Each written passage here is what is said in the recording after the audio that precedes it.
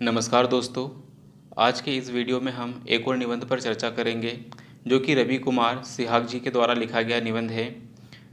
और इसका जो विषय है वो है एक साथ आधुनिकता और रूढ़िवादिता की ओर बढ़ रहा भारतीय समाज। तो इस विषय पर जो निबंध लिखा गया है उस पर हम देखेंगे किस तरह की ब्रेनस्टॉर्मिंग की गई है, किस तरह से मल्टी डायमेंशनल अप्रोच को उपयोग किया गया है। तो चलिए दोस्तों, हम पढ़ना शुरू करते हैं और देखते हैं किस तरह की अप्रोच लेकर इसे लिखा गया है और किस तरह से हमें अपने निबंध लेखन को और ज़्यादा परिष्कृत करना चाहिए। पहिए से लेकर अंतरिक्ष यानों तक, खाद्य संग्राहक समाज से लेकर स्वचालित प्रसंस्कृत उद्योगों तक, पत्थर के औजारों से लेकर हाइड्रोजन बम के आविष्कार तक मानव ने विकास की लंबी यात्रा तय की है। समय की करवट के साथ अनेक सभ्यताओं का उत्थान एवं पतन हुआ है। एक चीज़ जो हमेशा विद्यमान रही है वह यह थी कि मानव की अदम्य जिजीविषा मतलब क्यूरोसिटी, जानने की बहुत ज़्यादा इच्छा। तो अदम्य जिजीविषा एवं विकास की इच्छा अपने भौतिक विकास के साथ साथ आंतरिक साम्य एवं शांति को बनाए रखने के लिए ही मनुष्यों ने परस्पर मिलकर समाज का निर्माण किया है। तो इस पूरे पैराग्राफ में बताया गया है कि किस तरह से प्राचीन काल से लेकर आधुनिक काल तक मतलब 21वीं सेंचुरी तक हमने क्या क्या किया है। पारस्परिकता, एकजुटता, एकता, श्रम विभाजन एवं सामान्य साझे विश्वासों के तत्वों से समाज का निर्माण हुआ है। भारतीय समाज इस संदर्भ में अनूठा है। इस समाज में एकता के साथ विविधता भी विद्यमान है। मतलब हम कहते हैं कि भारत क्या है, यूनिटी इन डाइवर्सिटी। तो इसी बात को उपयोग किया गया है कि इस समाज में मतलब भारतीय समाज में एकता के साथ विविधता भी विद्यमान है। साथ ही अपनी सामंजस्य एवं समाहार क्षमता के कारण परस्पर विरोधी तत्व भी विद्यमान रहते हैं। संपूर्ण इतिहास के पन्नों में भारतीय समाज की प्रकृति छिटपुट परिवर्तनों के साथ लगभग एक जैसी ही रही है। मतलब इस सेंटेंस का उपयोग करके राइटर्स के द्वारा ये बताया जा रहा है कि किस तरह से भारतीय समाज जो है वो छोटे मोटे परिवर्तनों के साथ आज भी अक्षुण्ण बना हुआ है। मतलब उसमें बहुत ज़्यादा परिवर्तन नहीं आया है। संपूर्ण इतिहास के पन्नों में भारतीय समाज की प्रकृति छिटपुट परिवर्तनों के साथ लगभग एक जैसी ही रही है। इस समाज ने बाह्य धर्म का मतलब है बाहरी धर्म, संस्कृतियों को अपनाया है, वह भी अपनी बीज या केंद्रीय प्रवृत्तियों को अक्षुण्ण रखते हुए। इस सेंटेंस में कहा गया है कि भारत में अलग अलग समय पर अलग अलग आक्रमण हुए हैं, अलग अलग धर्मों का भारत में प्रसार भी हुआ है, लेकिन भारतीयों ने अपना जो बीज है मतलब हमारी जो जड़ें हैं उसको कटने नहीं दिया है। मतलब अनेक धर्मों अनेक संस्कृतियों का समावेशन किया है। यही बात आधुनिक मूल्यों के संदर्भ में भी लागू होती है। वस्तुतः आधुनिकता एक काल सूचक शब्द न होकर प्रवृत्ति सूचक शब्द है। काल सूचक शब्द न होकर एक प्रवृत्ति सूचक शब्द है। प्रवृत्ति से आशा है आपके एटीट्यूड से कि किस तरह के ट्रेड्स को फॉलो किया जा रहा है भारतीय समाज के द्वारा। पुनर्जागरण एवं धर्म सुधार आंदोलन की कोख से इनका जन्म हुआ है। तो डेकार्ड के बुद्धिवाद एवं फ्रांसिस बेकन के अनुभववाद ने इसके विकास में योगदान दिया है। परलोक के बजाय इहलोक में आस्था, आस्था के बजाय मानवीयता एवं धार्मिक मतों के विपरीत मानवीय बुद्धि पर बल देने की आधुनिकता की मुख्य विशेषता माना जाता है। मतलब आधुनिकता क्या है, मतलब परलोक की बात करने के बजाय हम इहलोक की बात करते हैं, हम आस्था की बजाय हम मानवीयता की बात करते हैं, ह्यूमैनिटीज़ की बात करते हैं। धार्मिक मतों के विपरीत हम मानवीय बुद्धि की बात करते हैं कि जो ह्यूमन इंटेलिजेंस है वही आधुनिकता का द्योतक है या परिचायक है। पश्चिमी देशों में आधुनिक मूल्यों के प्रसार के बाद अंग्रेजों के भारत आगमन के फलस्वरूप भारतीय भी इन्हीं मूल्यों से परिचित हुए। पश्चिमी व भारतीय संस्कृति के टकराहट के समय दोनों संस्कृतियां एक दूसरे को विस्मय से देख रही थी। एक तरफ भौतिक विकास की उपलब्धियां थी तो दूसरी तरफ आध्यात्मिक विकास की। मतलब एक तरफ भारत में आध्यात्मिक विकास था, भारत में कल्चरल डाइवर्सिटी थी, तो वहीं अंग्रेज जब भारत में आए तो वे भौतिकवाद या मटेरियलिज्म से संपन्न थे। तो दोनों संस्कृतियां आपस में एक दूसरे को देख रही थी, मतलब आश्चर्यचकित थे कि हम क्या हैं और ये क्या है। इन संस्कृतियों के टकराहट के फलस्वरूप जो रचनात्मक ऊर्जा उत्पन्न हुई उसने भारतीय समाज में भी कुछ मूलगामी परिवर्तन किए। साथ ही अंग्रेजों की आधुनिक शिक्षा पद्धति, संचार एवं परिवहन व्यवस्था, अंग्रेजी भाषा के प्रसार, आधुनिक न्यायिक मूल्यों आदि के कारण भी भारत में आमूलचूल परिवर्तन आए। परंतु दुर्भाग्यवश अंग्रेजों ने यह कार्य मैक्रोस्कोपिक स्तर पर ही किया, मतलब ऊपरी स्तर पर ही किया।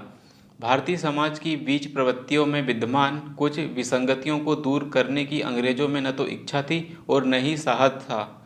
मतलब क्यों नहीं कर पाए? क्योंकि उनका, अंग्रेजों का जो मूल उद्देश्य था अपने मातृत्व देश को लाभ पहुंचाना था, उसके लिए वे अधिक से अधिक आर्थिक शोषण कर रहे थे। तत्कालीन भारतीय समाज की विशेषता थी कि धार्मिक आडंबरों का बोलबाला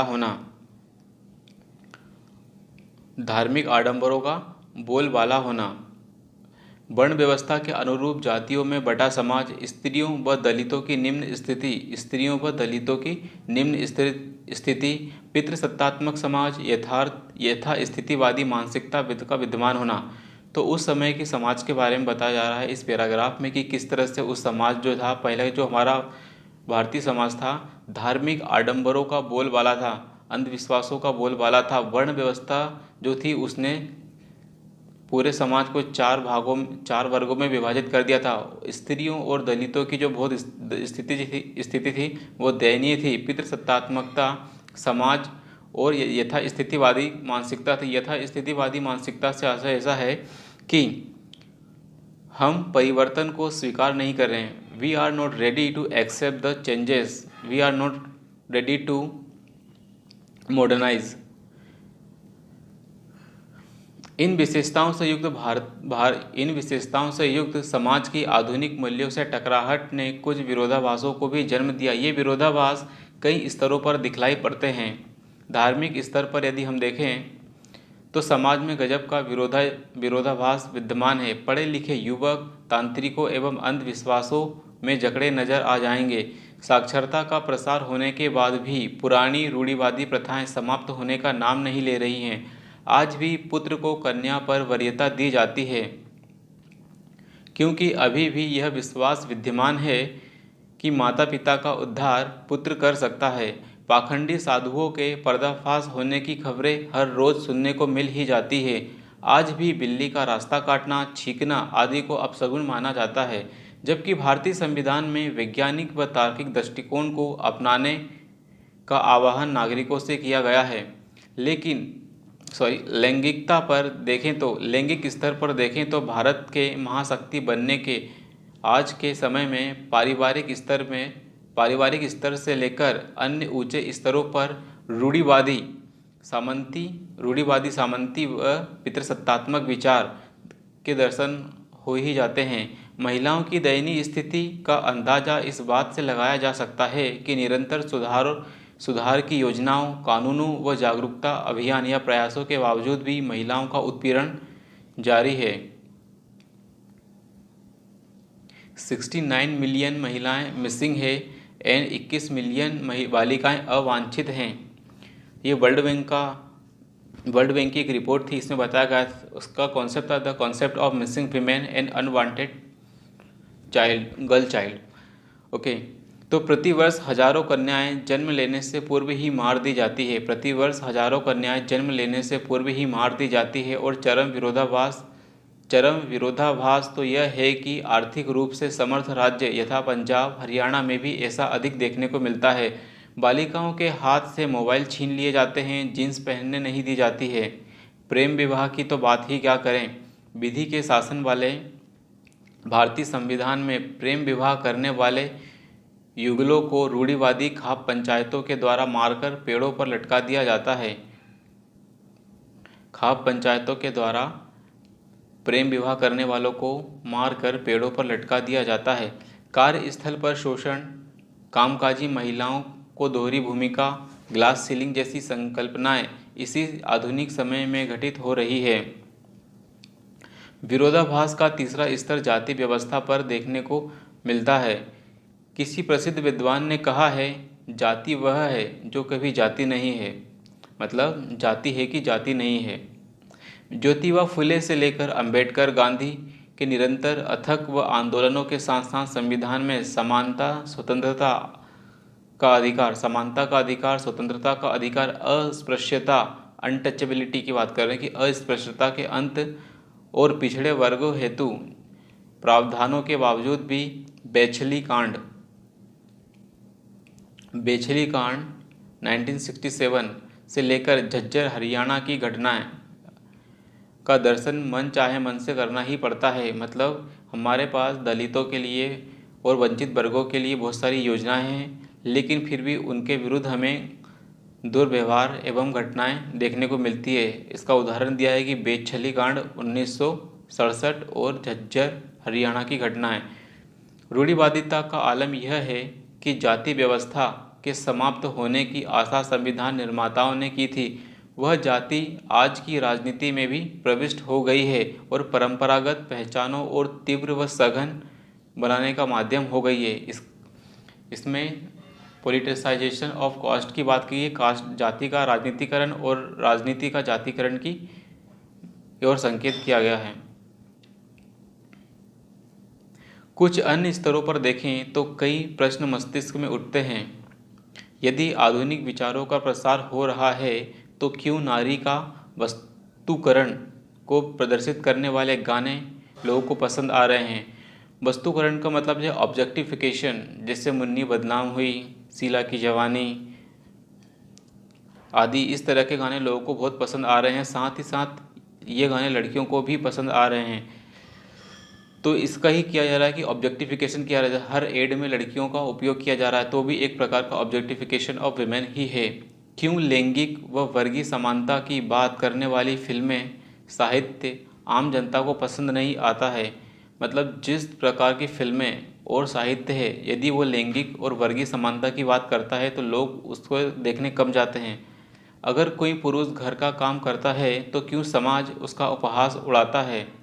क्यों एक दूसरे धर्म के व्यक्ति के साथ मित्रता को संशय की नज़र से देखा जाता है? मतलब यदि एक व्यक्ति किसी दूसरे धर्म का है और एक व्यक्ति किसी दूसरे धर्म का, यदि वे मित्रता करते हैं तो उन्हें संशय की दृष्टि से देखा जाता है। क्यों एक दलित के क्षमता विहीन होने की पूर्व धारणाएं विद्यमान हैं? मतलब दलितों के बारे में इस तरह की धारणा बना दी गई कि वे तो इनकेपेबल होते हैं, अक्षम लोग होते हैं। They are not ready to learn anything. उन्हें अक्षमता, उनके माथे पर अक्षमता थोप दी गई है। वस्तुतः इन प्रश्नों का जवाब यह है कि हमारी मानसिकता में चेतन मन पर न सही तो अवचेतन मन में कुछ रूढ़िवादी एवं सामंती लक्षण विद्यमान हैं।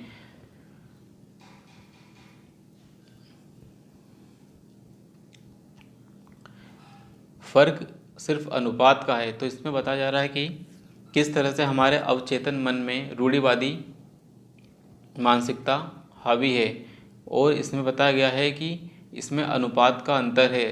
तभी तो पारंपरिक ग्रामीण समाज में रहने वाला व्यक्ति अपनी पारंपरिक पहचानों को लेकर अधिक आक्रामक मुद्रा में अख्तियार कर लेता है। मतलब जो व्यक्ति, जैसे जैसे हम ग्रामीण समाज में प्रवेश करते जाएंगे वैसे वैसे अपनी जो पारंपरिक पहचान है उसको लेकर लोग अधिक आक्रामक मुद्रा में रहते हैं। तो शहरी विश्वविद्यालय में पढ़ रहा व्यक्ति कम। तो इसके अंदर बताया गया है कि चाहे वो ग्रामीण क्षेत्र का इंसान हो चाहे शहरी क्षेत्र का इंसान हो, उसमें रूढ़िवादी मानसिकता अनुपात में है। ग्रामीण क्षेत्रों में रूढ़िवादिता अधिक देखने को मिलेगी और शहरी क्षेत्र में कम देखने को मिलेगी। सिगमंड फ्रायड की भाषा में कहें तो इड और सुपर ईगो का द्वंद्व ही व्यवहार में विरोधाभास को जन्म देता है। इड व सुपर ईगो का द्वंद्व ही व्यवहार में विरोधाभासों को जन्म देता है। अंतिम प्रश्न यह है कि क्या इन विरोधाभासों का उन्मूलन संभव है? क्या इन्हें इरेडिकेट किया जा सकता है? यदि एक शब्द में उत्तर दिया जाए तो हाँ, संभव तो है, पर इतना आसान नहीं। इसके लिए शिक्षा एवं आधुनिक मूल्यों का प्रचार करना होगा। रूढ़िवादी ताकतों के विरुद्ध एक औपचारिक आंदोलन चलाना होगा। तो पहला तो है शिक्षा और आधुनिक मूल्यों का प्रसार करना होगा। रूढ़िवादी ताकतों के विरुद्ध एक वैचारिक आंदोलन हमें चलाना होगा। आर्थिक विकास के संदर्भ में हमें समानता लानी होगी, मतलब हमारी जीडीपी भली बढ़ रही है लेकिन वो डिस्ट्रीब्यूटिव जस्टिस के अनुसार नहीं है, तो हमारा समावेशी विकास नहीं हो पा रहा है, इंक्लूसिव ग्रोथ नहीं हो पा रही है। तो हमें इस बात का अधिक ध्यान देना होगा कि हमारा जो विकास हो वो समावेशी विकास हो, क्योंकि पिछड़ा वर्ग ही रूढ़िवादी ताकतों का मुख्य लक्ष्य होता है। पिछड़ा वर्ग ही रूढ़िवादी ताकतों का मुख्य लक्ष्य होता है। इसे ही हथियार की तरह चलाया जाता है और निशाना भी यह खुद ही होता है। इसके लिए शिक्षित युवकों, मध्यम वर्गीय एवं उच्च वर्गीय बुद्धिजीवियों को सरकार के साथ सहयोग करके अपने प्रयासों का उचित क्रियान्वयन करना होगा। मतलब जो भी शिक्षित वर्ग है और मध्यम वर्ग है चाहे उच्च वर्ग है, सभी को सरकार का सहयोग करना होगा, सरकार के साथ पार्टिसिपेट करना होगा। यहाँ रूढ़िवादिता के उन्मूलन से अभिप्राय यह नहीं है कि प्राचीन भारतीय मूल्यों को ही नष्ट कर दिया जाए, बल्कि प्राचीन भारतीय सांस्कृतिक मूल्यों का आधुनिक विचारों से सुसंगत मिलान करके एक स्वर्णिम भविष्य के स्वप्न को साकार किया जाना चाहिए। तो हमारे प्राचीन काल से लेकर आज तक हम देखें तो हमारे पास अलग अलग प्रकार के मूल्य हैं। कुछ वैल्यू सिस्टम इतने खूबसूरत हैं कि उनका उपयोग आज भी आधुनिक भारत को दिशा निर्देशित करने में किया जा सकता है। जैसे यदि हम उपनिषदों की बात करें तो उपनिषद आज भी उतने ही रेलेवेंट हैं जितने कि पहले थे। बस ये है कि उनको सही तरीके से डिफाइन करने की ज़रूरत है, आज के युवकों को सिखाने की ज़रूरत है।